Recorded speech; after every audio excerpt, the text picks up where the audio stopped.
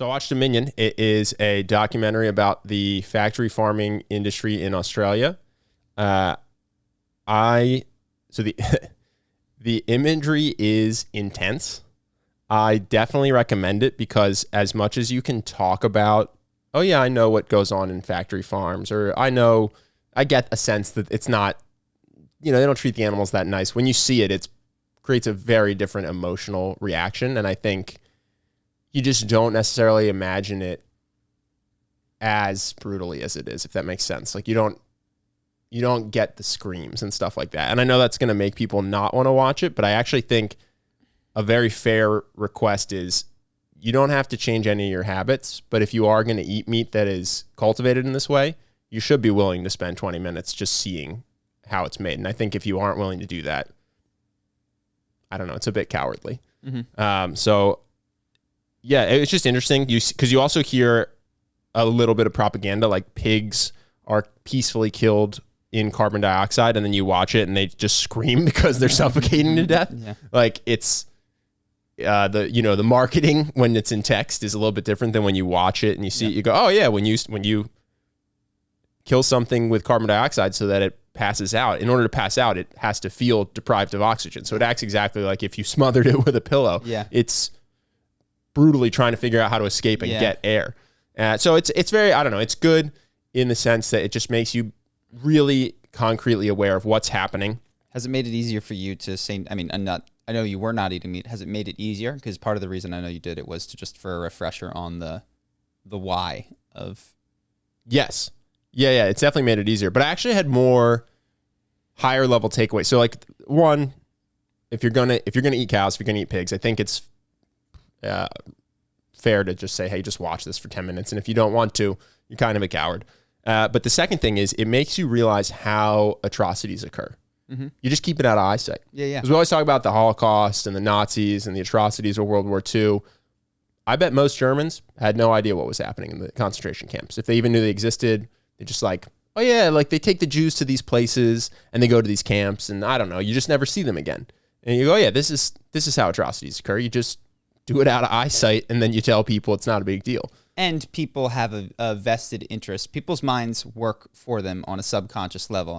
And so take a German, like they might have imagined that what was happening in those camps wasn't nice, but their mind does them the very personal favor of not thinking deeply about it.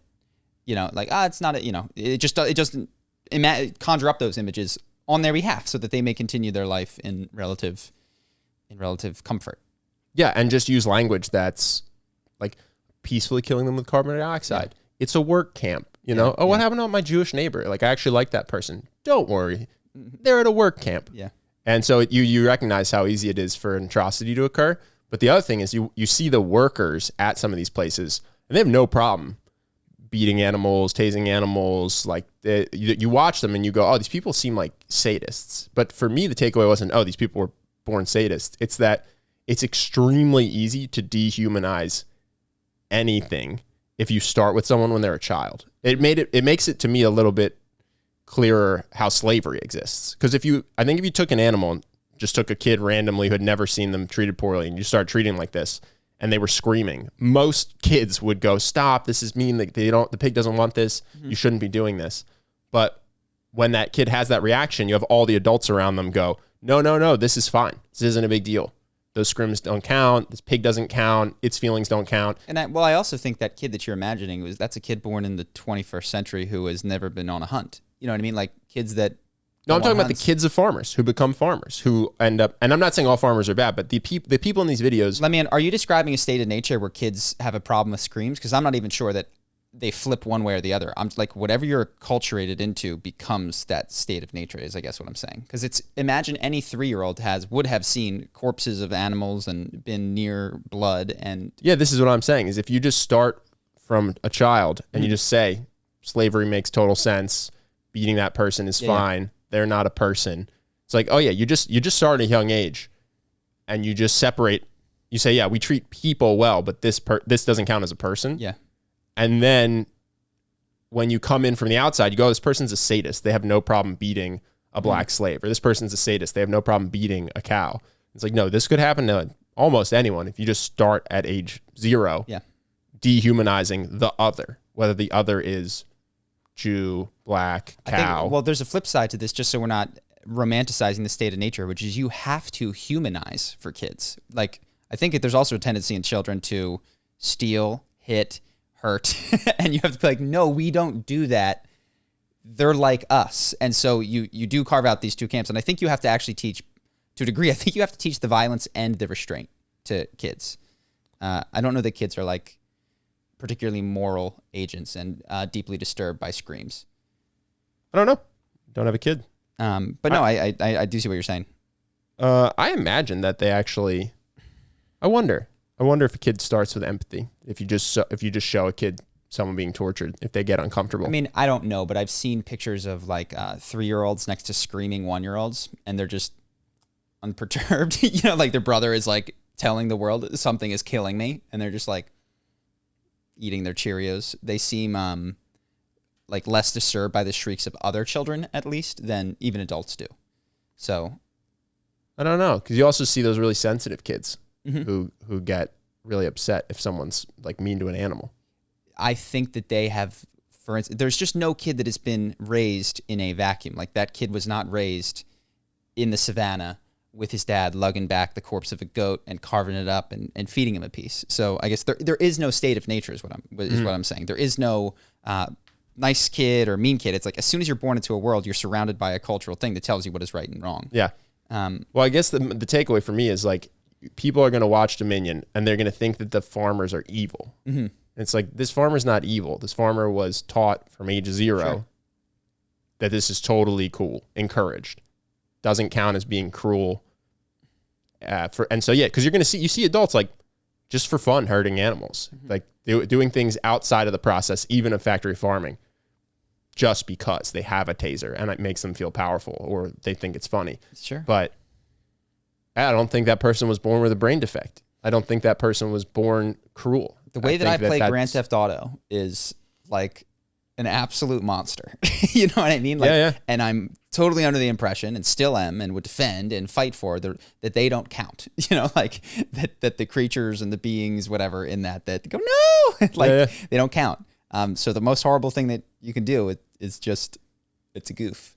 And I think that there's that same thing can occur. Different skin colors, different species, your sister, your brother, like depending on who doesn't count.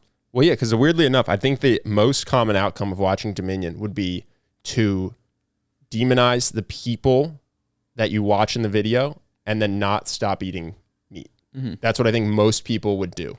And I'm saying I feel like that's the opposite takeaway, which is to understand that even those people look like they're doing things that are cruel, they have been completely desensitized to it for their entire lifetime, probably.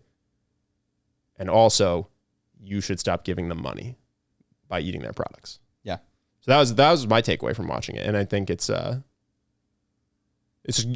It's good to watch if you're vegan or if you're not, and if you can watch the whole thing and then keep eating meat, at least you know what's going on. Sure. You know, I think that's a more honest way to go about eating meat. Yeah, no, I think that makes a ton of sense. The one thing we spoke about, that tribe in Africa last week, what that put into my mind is that there's not one. I am a moral relativist, and I think morality is dependent upon your circumstances. And so we're speaking to who we imagine is a fairly similar podcast audience. Not that you wake up at 10 a.m. like I do, but that you will not starve. Yeah, you're not starving. Yeah, and you will not suffer other than inconvenience and a lack of a tasty pleasure that you like. But or maybe a rebudgeting. It's like, this is, or it's a bit more expensive. It's more expensive to eat fish, so you have to make your coffee at home instead of going to Starbucks. Yeah, and that you might have to make purchases in other places. That's who we're imagining speaking to. But there is a level at which I go, life requires causing suffering for every being, with the possible exception of plants. Yeah, I think that there's not a lot of people listening to this who are probably in that point though, where they literally have to, or they'll die, take the lowest quality meat they can find. Yeah, I was going to say afford, but it's more like just that exists in their world. Well, there's also, and I think there's this gray zone of like, you have bigger fish to fry than to watch Dominion and care. Like I would, and I agree, like I want you to watch Dominion. I want you to care. I think it's the right thing for you, even if you're low, say like lower class American, or not lower class, lower income American. But yeah, there's like, I get that you're not carving out time to listen to the Charlie and Ben podcast and watch Dominion. Though it would be great if you did. I guess what I'm saying is if you're listening to this, then you are carving out time to listen to podcasts. So if you're carving out time to listen to podcasts, the documentary is 2 hours long, but you actually, I think from minute 4 to 24 covers pigs and cows. And you don't have to watch the section on eating goats, eating rabbits, eating dogs, eating fish. I trust that. Do you want to mention your eating fish takeaway? Because we eat fish. Did you have any? It's just a blip. I didn't watch. It's not like Seaspiracy. It's just a small part of the documentary. So I watched the whole thing, but they're not really focused on it. I've felt this way about a lot of the documentaries that I watch on this stuff. They don't give you strong, like they'll give you arguments for like Dolphin Cove or Blackfish, but I'm just like, okay, I'm talking about salmon or that kind of stuff to see. And oftentimes it's the destruction of the oceans is what they reference. But then I go, okay, what about like not wild caught salmon? And I haven't yet personally come across a compelling reason or thing to stop. So if you guys know, they talk about like, yeah, it's just tough to know what's going on in the brain of a fish because it's quite small relative to like the brain of a cow. So they talk about, when they catch these fish, sometimes they'll put them into places where there's not a lot of space. It's like, well, I don't know.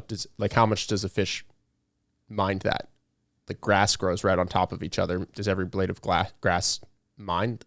And so, yeah, I watched the fish part. Or the ants. The ants are crawling all over each other, man. Yeah. The only part I skipped was dog. Because I'm 100% positive I won't watch dog. Don't worry. This is I watched the whole thing. It's very long. But really cows and pigs are only minute 4 to 24 or something. Yeah. You think bugs? I think we got bugs safely. Can eat them for just about ever. I don't know. Unless the movie The Ants Life is true. This is the thing. We were like, this is why cows, it's like, okay, a cow, a dog, a pig, these things kind of emote like we emote. So it's easier for us to understand. And their brains are similar sizes.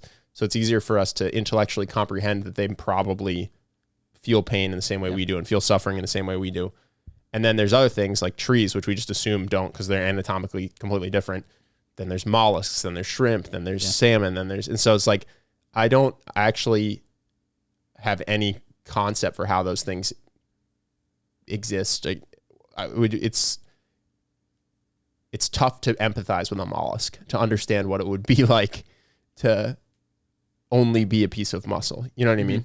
So that's why I kind of draw the line at like, okay, well, I'm not even going to tell people not to eat chickens. Like I have stopped eating chicken, but my main thing is just pigs and cows, factory farmed pigs and cows. That seems so close to home. Yeah. Any other takeaways? Not from that. No. Cool.